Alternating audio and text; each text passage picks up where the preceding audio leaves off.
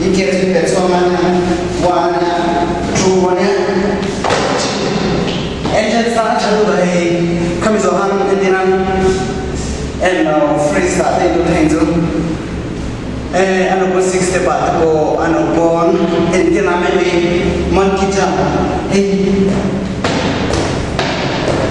haha doon ka dito natin hindi namin one mo siya kadang hanap cuma kadang mulai style lang tu yang ngày tuần nó sẽ là ngày mà sang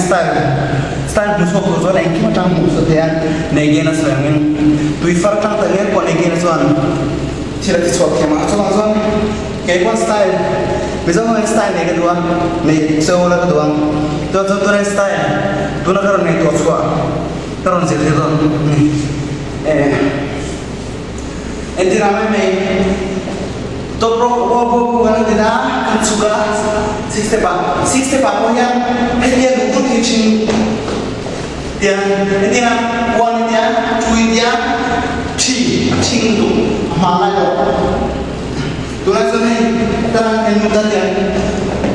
ani dokon terang one two dia kali cuan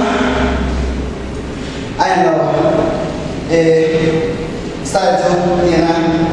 1, 2, 3, 4, 5, 6, 7 dah heterannya 1 nem tu nem zone 2 3, 4, 5, 6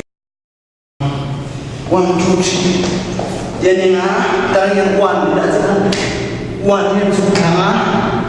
cuma soal tarian two tinggal hai dan one nya two nya three one soal tarian four nya lihat sama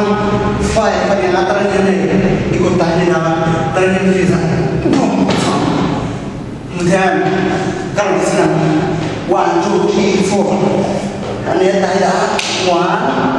2, 3 and 4 and 5, 6 and boom. Tiếp theo cái dòng khác đây.